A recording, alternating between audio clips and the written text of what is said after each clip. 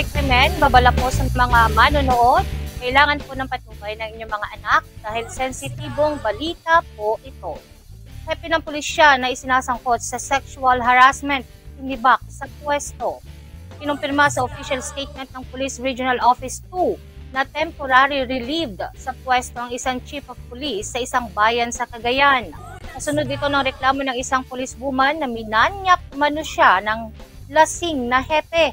Layunin ng pag-alis sa pwesto ng nasabing opisyal na mabigyang daan ng isang patas, maayos at mabilis na investigasyon.